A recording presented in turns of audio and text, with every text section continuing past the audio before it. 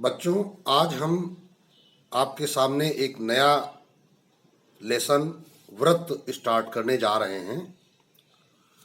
व्रत वक्र रेखा का एक उदाहरण है और यह एक बंद आकृति है।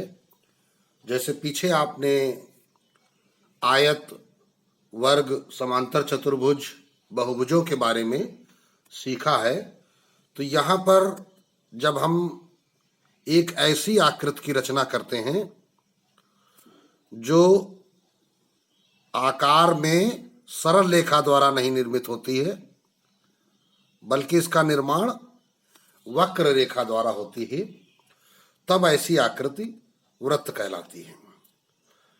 आपने अपने दैनिक जीवन में कुछ ऐसी वस्तुओं को देखा है, उदाहरण के स्वरूप घड़ी, पहिया, साइकिल का पहिया मान लीजिए, बटन, गेंद,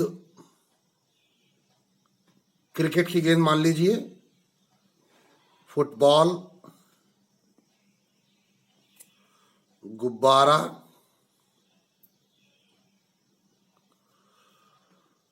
चूड़ी। तो अब ऐसी आकृतियां जो आपने देखी हैं अपने दैनिक जीवन में, जैसे एक नाम और हम लिख देते हैं, सिक्का। तो इन आकृतियों में हम समानता और भिन्नता का भी अध्ययन करेंगे। जैसे हमने यहाँ 3 शब्द दे रखे हैं, गेंद, फुटबॉल, गुब्बारा। तो ये आकृतियां चूड़ी, बटन, पहिया, घड़ी, सिक्का इनसे भिन्न है। चूड़ी का आकार जैसा यहां पर दिखाया जा रहा है इस प्रकार का है, लेकिन गेंद का आकार इस आकार में मोटाई नहीं है, ये समतल पर बनी आकृति है और इस आकार में एक मोटाई भी है। यहां पर इसके अंतर्भाग में जगह है लिखने के लिए या कोई आकृति बनाने के लिए। और गेंद की ऊपरी सतह पर, जो कि सतह गोल होती है, वक्र सतह होती है, यहां की सतह क्या है? समतल सतह है। ये समतल सतह पर वक्र द्वारा घिरा भाग है और गेंद में या फुटबॉल में चारों तरफ से, सभी दिशाओं से उसकी सतह कैसी होती? वक्र होती है। इसीलिए गेंद क्या होती है? किसी भी दिशा में लुढ़क जाती है।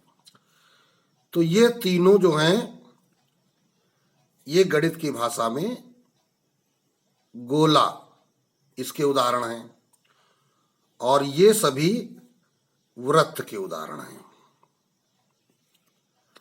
तो यहां ये आपको अंतर समझना बहुत जरूरी है कि वृत्त और गोला 2 अलग अलग आकृतियां हैं। वृत्त आकृति समतल पर बनती है और गोले का तल वक्र तल होता है। आप समझते हैं कि वृत्त क्या है। हम इसे प्रकार और पेंसिल की सहायता से बनाते हैं। जिस बिंदु पर हम प्रकार रखते हैं वह बिंदु केंद्र कहलाता है और प्रकार में हम पेंसिल लगाकर पेंसिल से एक वक्र रेखा की, अर्थात एक बंद वक्र रेखा की रचना करते हैं। यह रचना, पूरी की पूरी रचना वृत्त कहलाती है। जैसे हमने इस बिंदु से वृत्त का निर्माण शुरू किया था और ऐसे घूमते घूमते फिर उसी बिंदु पर हमारी रेखा आ गई थी, तो यह बाहरी रेखा को हम परिधि कहते हैं। जैसे यहां पर हमने जैसे एक आयत बनाया हुआ है, इसका जो, अगर इस बिंदु से स्टार्ट किया, ये लंबाई, फिर चौड़ाई, फिर लंबाई, फिर चौड़ाई, तो 2 लंबाई और 2 चौड़ाई के योग को हम यहां पर क्या कहते हैं? परिमाप कहते हैं।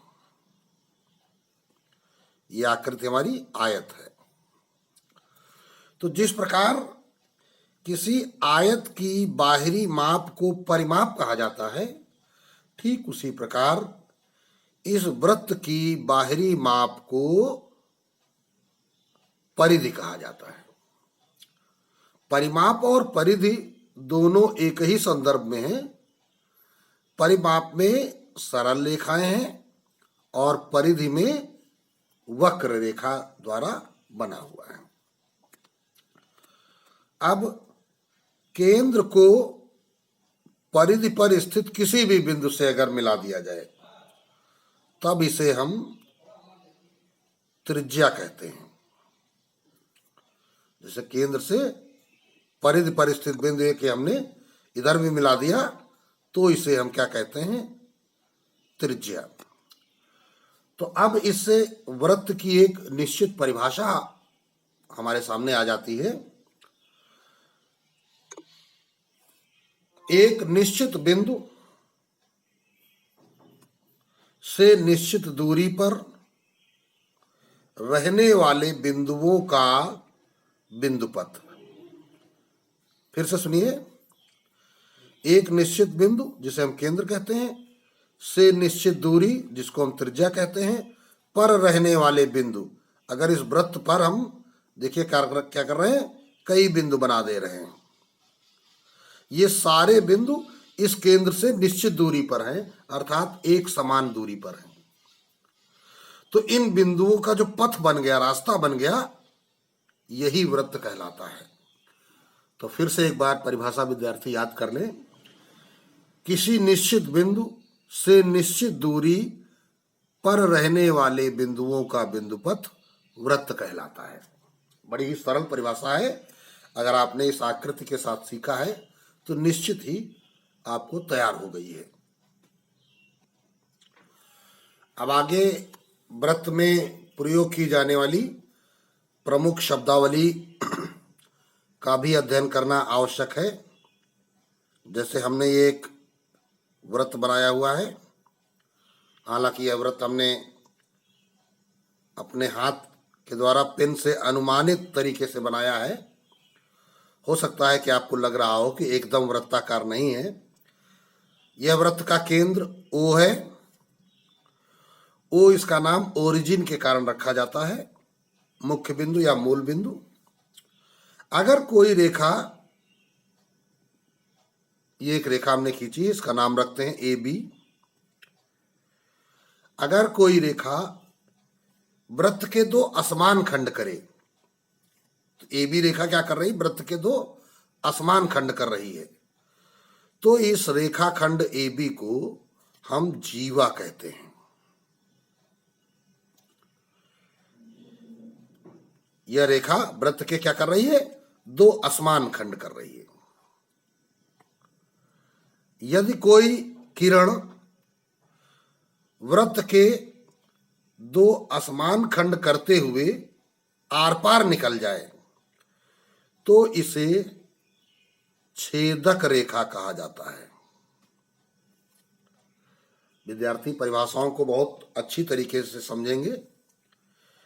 कोई किरण या कोई रेखा वृत्त को पार करती हुई निकल जाए तो वह छेदक रेखा कहलाती है। यह भी वृत्त के दो खंड करती है। जीवा भी वृत्त के दो खंड करती है, लेकिन जीवा के सिरे वृत्त पर स्थित होते हैं।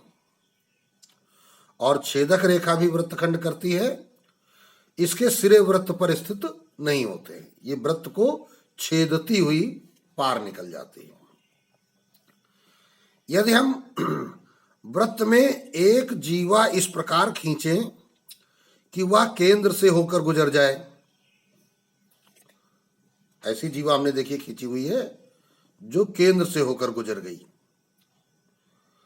तो ऐसी जीवा वृत्त का व्यास बन जाती है। तो व्यास की परिभाषा, वृत्त की ऐसी जीवा जो वृत्त के केंद्र से होकर गुजर जाती है उसे हम व्यास कहते हैं। तो चूंकि यह केंद्र से होकर जा रही है तो केंद्र से इधर का भाग त्रिज्या कहलाएगा, केंद्र से इधर का भाग त्रिज्या कहलाएगा। तो इसका मतलब यह पूरी जीवा या पूरा व्यास 2r के बराबर हो जाएगा। तो यहां पर जीवा ए बी है, वृत्त के दो असमान खंड करने वाला भाग। व्यास क्या है यहां पर, AC है, और यह व्यास जो है 2R के बराबर है। तो व्यास क्या हो गई, ऐसी रेखा जो केंद्र से होकर गुजर जाए और वृत्त के दो समान खंड करे। तो व्यास क्या करता है, वृत्त के दो समान खंड, जिन्हें हम क्या कहते हैं, अर्धवृत्त खंड। तो जीवा के द्वारा निर्मित होते हैं लघु वृत्त खंड,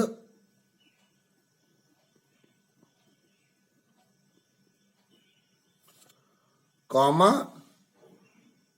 दीर्घ वृत्त खंड। ये जीवा ए बी थी, तो ऊपर वाला जो वृत्त का खंड बना वो दीर्घ वृत्त खंड, और जो नीचे वाला बना ये लघु वृत्त खंड। चाहो तो हम इस लघु वृत्त खंड को देखिए छायांकित कर दे रहे हैं। अब आपको अच्छे से समझ में आ गया होगा कि ये लघु वृत्त खंड क्या है। इसी प्रकार अगर ऊपर वाले भाग को आप छायांकित करोगे तो दीर्घ वृत्त खंड हो जाएगा। अब देखिए व्यास का जो एक तरफ का भाग है वो हम बिंदु छायांकित कर रहे हैं बिंदुओं की सहायता से। तो ये जो हमने भाग बिंदु छायांकित किया है ये क्या है, अर्धवृत्त खंड। तो व्यास द्वारा क्या बन गया आपका, अर्धवृत्त खंड। तो व्यास की सहायता से अर्धवृत्त खंड का निर्माण होता है। आपको बहुत ही ध्यान रखना है, जो शब्द आपको सिखाए जा रहे हैं, यदि ये इस प्रारंभिक वीडियो में आपने अच्छी तरीके से सीख लिया है तो फिर आगे के प्रश्न बहुत ही सरल होने वाले हैं। अब आगे आइए, पुनः हम एक नया वृत्त बनाते हैं।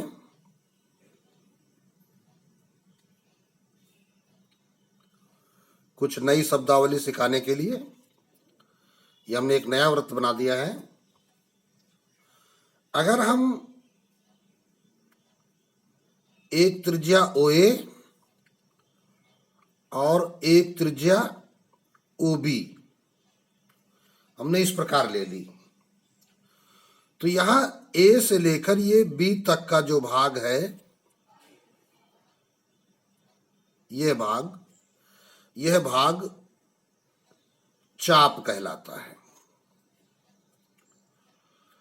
समझिए जरा, मान लीजिए इस केंद्र पर हमने प्रकार रखा हुआ है और वृत्त बनाना हमने शुरू किया। क्या वृत्त बन गया? अभी नहीं बना।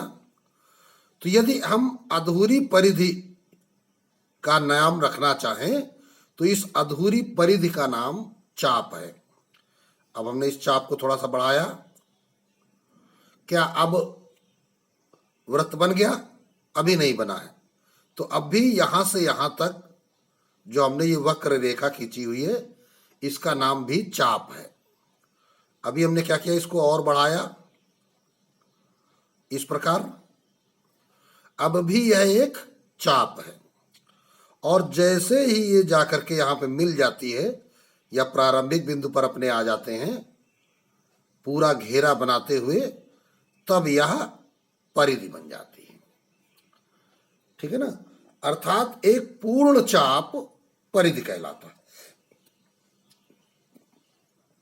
तो देखिए परिधि क्या हो गया आपके पास, परिधि का मतलब पूर्ण चाप। ठीक, और चाप तो ये तुम्हारा यहां पर है। परिधि एक क्या है, पूर्ण चाप। तो इससे पहले हमने चर्चा की थी काहे की, चाप की। जैसे यहां पर AB चाप है तो इस AB चाप को ऐसे प्रकट किया जाता है, उसके ऊपर एक चिन्ह बना दिया जाता है चाप का, तो जिससे हम गणितीय भाषा में इसको समझ जाते हैं कि ये चाप है। आप देखते हैं यह चाप इस केंद्र पर जो कोण अंतरित करता है वह इस चाप का अंश माप कहलाता है। तो क्या कहते हैं इसको? चाप का अंश माप या कोण माप, कोण एओबी। यहां जो कोण एओबी है यह इस चाप का अंश माप कहलाता है। अगर इस चाप के सिरों को हम आपस में मिला दें तो सीधी रेखा AB क्या है? एक जीवा है, अभी ऊपर चर्चा हो चुकी है, ठीक है ना। तो इस चाप के अंश माप को हम दूसरे शब्दों में जीवा द्वारा केंद्र पर बना कोण भी कहते हैं। जीवा द्वारा केंद्र पर बना कोण, इसी कोण AOB को कहा जाता है। अब देखिए, इस चाप और त्रिज्या ने मिलकर एक आकृति बनाई थी। उस आकृति को हम कलर कर रहे हैं क्योंकि इसमें अभी एक जीवा हमने बीच में बना दी है, इसलिए हो सकता है विद्यार्थियों को न समझ में आए, लेकिन अब अवश्य समझ में आ गया होगा कि इससे पहले ये आकृति कुछ इस प्रकार थी।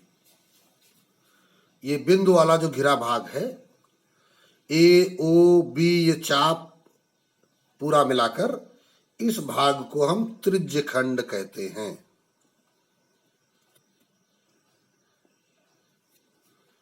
क्या है? त्रिज्यखंड। तो ये जो त्रिज्यखंड है ये कैसा त्रिज्यखंड है? ये लघु त्रिज्यखंड है। ये कैसा है? ये लघु। और जो सादा है यहां पर खंड बड़ा वाला, तो वो क्या हो गया? ये छायांकित है ना, तो इसको हम ब्रैकेट में लिख देते हैं छायांकित। ये केवल समझने के लिए है कि इस आकृति में जो छायांकित त्रिज्यखंड है वह एक लघु त्रिज्यखंड है। और जो सादा भाग है इस वृत्त में वो क्या है? दीर्घ त्रिज्यखंड है। जो सादा भाग है वह एक दीर्घ त्रिज्यखंड है। तो अभी तक विद्यार्थियों ने इस वीडियो के माध्यम से क्या क्या सीखा, फिर से पुनरावृत्ति कर लेते हैं क्योंकि बहुत जरूरी है। प्रारंभिक वीडियो है, एक एक शब्दावली का ज्ञान होना जरूरी है। यहां पर हमने कुछ वृत्त के उदाहरण आपको बताए, जैसे चूड़ी, बटन, पहिया, घड़ी, सिक्का। ये जो घड़ी का तात्पर्य पूरी घड़ी से नहीं है, घड़ी के डायल से है। घड़ी का जो डायल होता है इसका तात्पर्य उससे है। इन सारी वस्तुओं को अगर हम जमीन पर रख देते हैं तो ये समतल पर सपाट रूप से चिपक जाती हैं। जैसे चूड़ी जमीन पर रखेंगे तो इस प्रकार से समतल पर सपाट रख जाती हैं। और जो गेंद, फुटबॉल, गुब्बारा है, ये जमीन पर अगर हमने रखा हुआ है, भले ही जमीन समतल है लेकिन अगर किसी दिशा में ढलान है तो ये उधर की ओर गति कर देती हैं।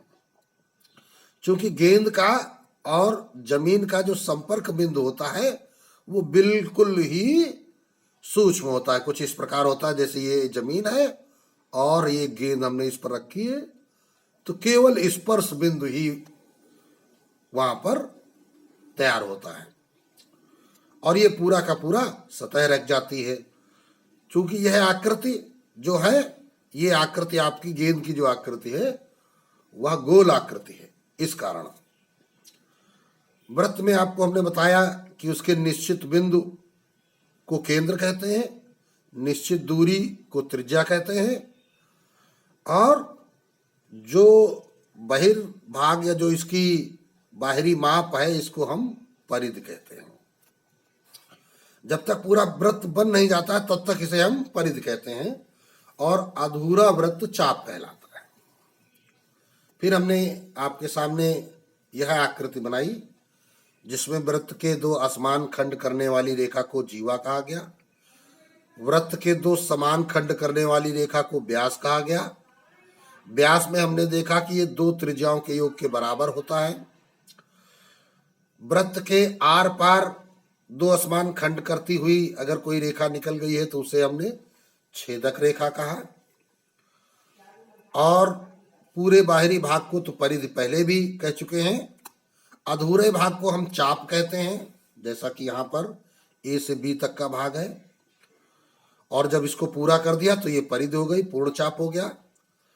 ये चाप केंद्र पर जितना कोण बना रहा है उसे हम चाप का अंशमाप कहते हैं, या दूसरे शब्दों में जीवा केंद्र पर जो कोण बना रही है उसे जीवा द्वारा केंद्र पर बना कोण कहते हैं।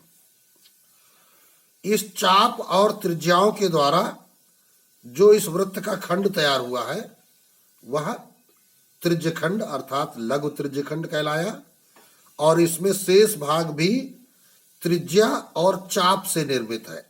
देखिए ए भी दीर्घ चाप है इधर का और दो त्रिज्या, तो इसे हम दीर्घ त्रिज्यखंड कहते हैं। कभी कभी इस त्रिज्यखंड का नाम द्वय त्रिज्यखंड भी रख दिया जाता है। अब देखिए वृत्त के इस अध्याय में जो स्मरणीय महत्वपूर्ण सूत्र एवं तथ्य हैं, जो प्रमुख प्रमेय हैं जिनको सिखाया जाना है, के बारे में आपको हम प्रारंभिक जानकारी दे देते हैं। इसके बाद अगले वीडियोस में इन्हें बारी बारी करके आपको अच्छे से सिखाया जाएगा। पहला नियम है, वृत्त किसी तल में उन सभी बिंदुओं का समूह है जो उस तल के एक स्थिर बिंदु से नियत दूरी पर स्थित होते हैं। जैसा कि हमने अभी तुमको बताया था कि क्या कह रहे हैं कि एक तल है और तल में ये देखिए तमाम बिंदुओं से मिलकर एक रेखा बनी हुई है। हम जानते हैं कि असंख्य बिंदुओं से मिलकर किसी रेखा का निर्माण होता है, चाहे वो वक्र रेखा हो चाहे वो सरल रेखा हो। तो ये जो वक्र रेखा बनी है असंख्य बिंदुओं से मिलकर बनी है और एक निश्चित बिंदु या जिसको एक स्थिर बिंदु से कहा गया है नियत दूरी, ये जो है नियत यानी निश्चित दूरी है, जिसको हम अभी त्रिज्या आपको बताए थे। तो ये वृत्त की परिभाषा कुछ थोड़ा सा दूसरे तरीके से दी गई है, कोई बात नहीं, हमने आपको एक सरल परिभाषा दी थी कि एक निश्चित बिंदु से निश्चित दूरी पर रहने वाले बिंदुओं का बिंदुपथ एक वृत्त कहलाता है, या बिंदुओं का समूह एक वृत्त कहलाता है, क्योंकि बिंदुओं का समूह ही किसी सरल रेखा का निर्माण करता है। अगले पॉइंट पर आते हैं, एक वृत्त की या सर्वांगसम वृत्तों। तो दो वृत्त कब सर्वांगसम होंगे? जब उनकी त्रिज्याएं बराबर होंगी। बराबर जीवाएं केंद्र या संगत केंद्रों पर बराबर कोण अंतरित करती हैं। इसका तात्पर्य क्या है कि यदि आपने एक वृत्त लिया है और इस वृत्त में दो बराबर जीवाएं ले ली, पहली जीवा ए बी और दूसरी जीवा ये सी डी, दो जीवा आपने ली है, तो ए बी जीवा जो केंद्र पर कोण बनाती है वो कौन सा कोण बनाएगी? कोण ए ओ बी, ये कोण। और सी डी जीवा केंद्र पर जो कोण बनाएगी वो कौन सा कोण बनाएगी? कोण सी ओ डी। तो यहां पर कोण ए ओ बी बराबर कोण सी ओ डी, ये इस कथन का अर्थ है। ये दोनों कोण क्या होंगे? बराबर होंगे। बराबर जीवाएं केंद्र पर समान कोण अंतरित करती हैं। इसी प्रकार अगला नियम क्या कहता है? किसी वृत्त के या सर्वांगसम वृत्तों के केंद्र पर या संगत केंद्रों पर बराबर कोण अंतरित करने वाली जीवाएं लंबाई में बराबर होती हैं, अर्थात ये इसी का विलोम हो गया। यहाँ कहा जा रहा है अगर कोण ये बराबर है जीवाओं द्वारा बनाए गए तो जीवाएं बराबर होंगी। पहली बार क्या कहा गया था? अगर जीवाएं बराबर है तो कोण बराबर होंगे। अब की बार क्या कहा जा रहा है? अगर कोण बराबर है तो जीवाएं भी बराबर होंगी। अगला है, वृत्त के केंद्र से किसी जीवा पर डाला गया लंब उसे समद्विभाजित करता है। तो देखिए अगर हमने ये एक वृत्त लिया हुआ है और ये इसका केंद्र है, ये इसकी एक जीवा है ए बी। अब केंद्र ओ से हमने जीवा पर एक लंब खींच दिया ओ एम। तो यहां पर क्या हो गया? ओ एम लंब खींचा कहाँ, ए बी पर। तो यदि अगर आपने ओ एम ए बी पर लंब खींचा है तो इस जीवा के जो दो खंड हुए हैं ये समान खंड हुए हैं, समद्विभाजित हो गया, तो ए एम बराबर बी एम। ये यहां पर नियम बताया जा रहा है। फिर से पढ़ देते हैं। वृत्त के केंद्र से किसी जीवा पर डाला गया लंब उसे समद्विभाजित करता है, दो बराबर भाग करता है।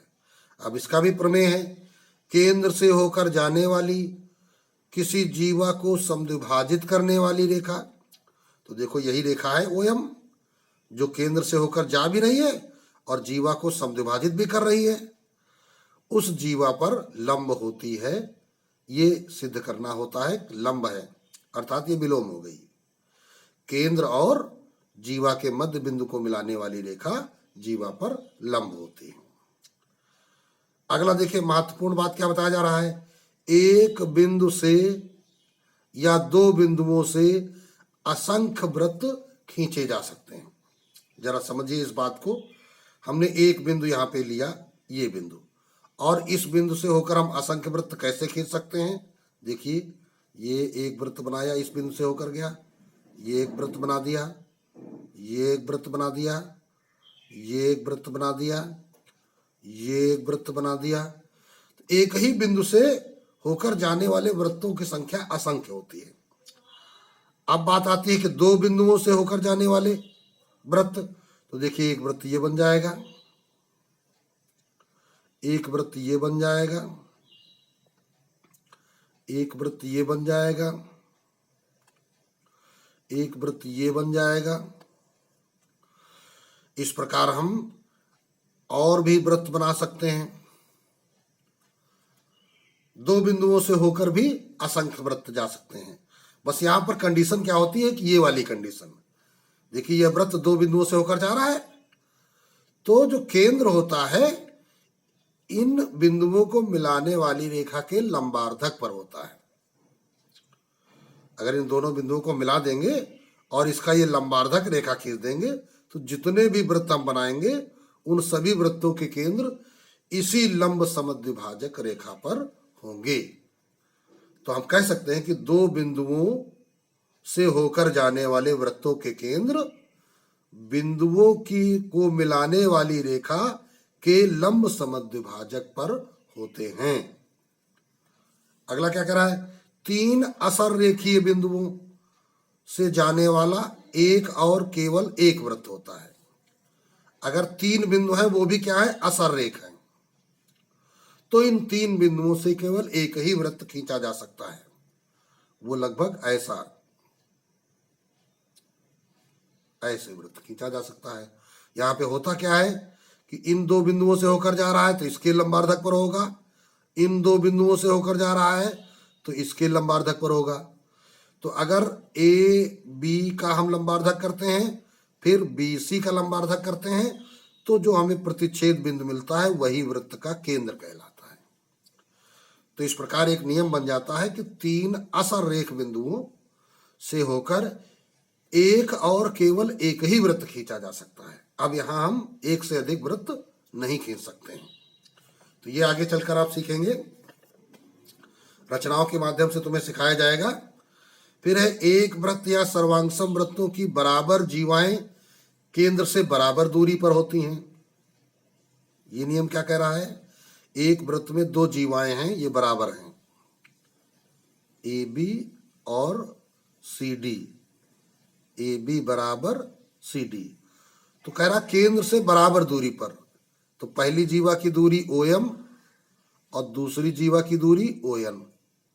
तो दूरी क्या होती है, वास्तव में दूरी लंब रेखा ही कहलाती है।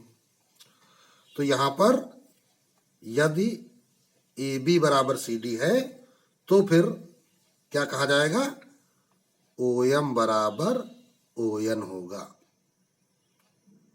है ना। जीवाएं बराबर हैं तो केंद्र से उनकी दूरियां बराबर होंगी। अब इसकी भी एक विलोम प्रमेय होती है, अगर केंद्र से जीवाओं की दूरियां बराबर हैं तो जीवाएं बराबर होंगी। पढ़ लेते हैं, यदि किसी वृत्त के दो चाप सर्वांगसम हो, नहीं, ये एक वृत्त के केंद्र से बराबर दूरियों पर स्थित जीवाएं लंबाई में बराबर होती हैं। अगला क्या कहा जा रहा है, यदि किसी वृत्त के दो चाप सर्वांगसम हो तो उनकी संगत जीवाएं बराबर होती हैं। इसको समझिए। देखिए, दो चाप कहा जा रहा है, ये चाप हमने ले लिया ए बी और एक चाप ले लिया सी डी। सर्वांगसम माने बराबर हैं। यहां पे कहा जा रहा है ए बी चाप सी डी चाप के बराबर है, तो फिर इनकी जीवाएं ए को बी से मिला दोगे, जीवा बन गई, सी को डी से मिला दोगे, ये जीवा बन गई। तो क्या हो जाएगा, जीवा ए बी बराबर जीवा सी डी। अगर चाप बराबर है दोनों ये, तो फिर जीवाएं भी बराबर होंगी। अब इसका भी एक विलोम बन जाएगा। क्या हो जाएगा कि अगर जीवाएं बराबर हैं तो चाप बराबर होंगे। अगली प्रमेय देखिए क्या कहती है, किसी वृत्त के सर्वांगसम चाप केंद्र पर बराबर कोण अंतरित करते हैं। तो अब देखिए, ये चाप दोनों बराबर थे, तो ये केंद्र पर समान कोण अंतरित करेंगे। अभी हमने पढ़ा था बराबर जीवाएं केंद्र पर समान कोण अंतरित करते हैं। अब क्या है कि बराबर चाप केंद्र पर समान कोण अंतरित करते हैं। तो यहां पे हम कह सकते हैं कोण एओबी बराबर कोण सीओडी, ऐसा भी कहा जा सकता है। फिर आगे देखिए, अगला नियम क्या कहता है, किसी चाप द्वारा केंद्र पर अंतरित कोण, किसी चाप द्वारा केंद्र पर अंतरित कोण उसके द्वारा वृत्त के शेष भाग के किसी बिंदु पर अंतरित कोण का दूना होता है। अब यह प्रमेय जब आप पढ़ेंगे चल करके, तो वहां पर देखिए क्या अध्ययन करेंगे, इसका फिगर बना के बता देते हैं। तो देखिए, ये हमने एक वृत्त बनाया है और इसमें एक चाप ले लिया ए बी। अब ए बी चाप केंद्र पर कौन सा कोण बनाएगा, ये बना देगा कोण एओबी, कोण एओबी, चाप द्वारा केंद्र पर बना कोण। अब कह रहा उसी चाप द्वारा वृत्त के शेष भाग, तो शेष भाग ऊपर वाला है, अगर शेष भाग में तुमने कहीं कोई कोण बना दिया है, ये देखिए हमने एक कोण बना दिया ए पे बी, उसी चाप द्वारा शेष भाग पर बनाया है कोण, तो ये कोण ए पी बी का दूना होता है। ये कोण ए पी बी देखिए हम ऐसे भी बना सकते हैं, ये भी शेष भाग पर बना है। ये कोण ए पी बी हम ऐसे भी बना सकते हैं, ठीक। तो यहां पर ऐसी दशाओं में ए ओ बी बराबर 2 कोण ए पी बी, ये नियम होता है। फिर कहा गया एक वृत्तखंड के कोण बराबर होते हैं। तो अब इसको समझ लीजिए, अगर इस चाप की हम जीवा खींच दें तो देखिए ये क्या है, लघु वृत्तखंड, ऊपर वाला क्या है, दीर्घ वृत्तखंड, और दीर्घ वृत्तखंड में अगर ये बिंदु P है, इसका नाम Q रख दें, इसका R रख दें, तो यहाँ पे नियम क्या आ जाएगा, कोण ए पी बी बराबर ए क्यू बी बराबर कोण A R B, A R B, A P B A Q B A R B सब बराबर होंगे। तो ये भी आगे एक प्रमेय के रूप में पढ़ेंगे। अगला नियम क्या कहता है, अर्धवृत्त में बना कोण समकोण होता है। इसका क्या तात्पर्य है, ये हमारा एक वृत्त है, अर्धवृत्त कब बनता है, जब जीवा केंद्र से होकर निकल जाए, अर्थात यह व्यास बन जाए, तो ए बी वृत्त का व्यास है। अब इस अर्धवृत्त में आप कहीं भी कोण बनाएंगे तो वो 90 अंश का बनेगा, कहीं भी बनाएंगे, है ना। तो ये ए पी बी और कोण ए क्यू बी, ये दोनों ही अर्धवृत्त में बने हैं और दोनों ही 90 अंश के हैं। तो इस प्रकार कहा जा सकता है कि अर्धवृत्त में बना कोण समकोण होता है। यदि दो बिंदुओं को मिलाने वाला रेखाखंड उसको अंतर्विष्ट करने वाली रेखा के एक ही ओर स्थित अन्य बिंदुओं पर बराबर कोण अंतरित करता है, तो चारों बिंदु एक वृत्त पर स्थित होते हैं, अर्थात एक चक्रीय चतुर्भुज बनाते हैं। अब फिर से पढ़िए, यदि दो बिंदुओं को मिलाने वाला रेखाखंड उसको अंतर्विष्ट करने वाले रेखा के एक ही ओर स्थित अन्य दो बिंदुओं पर बराबर कोण अंतरित करता है। तो इसको इस फिगर से समझते हैं। कहा गया था ये दो बिंदु हैं ए बी, ठीक। अब इस रेखा के एक ओर चले जाओ, मान लो हम ऊपर की ओर चले गए। एक बिंदु है ये सी और एक बिंदु ये है डी। यहां पर ये ए सी बी और ए डी बी, अगर ये दोनों कोण समान हैं, यदि कोण ए सी बी बराबर कोण ए डी बी, तो फिर क्या कहा जाएगा कि ये बिंदु जो होंगे ए बी सी डी एक वृत्त पर स्थित होंगे, इस प्रकार, अर्थात चक्रीय होंगे। तो ए बी सी डी चक्रीय चतुर्भुज है। तो ये एक चक्रीय चतुर्भुज बन जाता है। तो ये आपका ये नियम हो गया, ठीक है। अब देखते हैं आगे। चक्रीय चतुर्भुज के सम्मुख कोणों के प्रत्येक युग्म का योग 180 अंश होता है। तो ये चक्रीय चतुर्भुज बन गया। अगर इस CD को मिला दें तो यहां पर आमने सामने के कोणों का योग 180 अंश होता है। यहां पे क्या हो जाएगा, कोण A प्लस कोण C बराबर 180 और कोण B प्लस कोण D बराबर 180। ये आमने सामने के कोणों का योग 180 अंश होता है। अगला अंतिम नियम क्या है, यदि किसी चतुर्भुज के सम्मुख कोणों के किसी युग्म का योग 180 अंश हो तो चक्रीय होता है, अर्थात इसी का विलोम हो गया।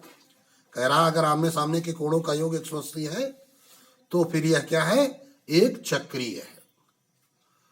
तो इस प्रकार आज आपने वृत्त के बारे में जाना, वृत्त में प्रयोग की जाने वाली प्रमुख शब्दावली को सीखा, और आगे आने वाले वीडियोस में हम जिन महत्वपूर्ण बिंदुओं की चर्चा करेंगे, प्रमेयों का सत्यापन करेंगे, उसके बारे में आपको हल्के से आपको अवगत करा दिया है। तो आज का वीडियो बस इतना ही। आगे चलकर अगले वीडियो में पूर्ण रूप से आपको सभी प्रमेयों का ज्ञान कराया जाएगा।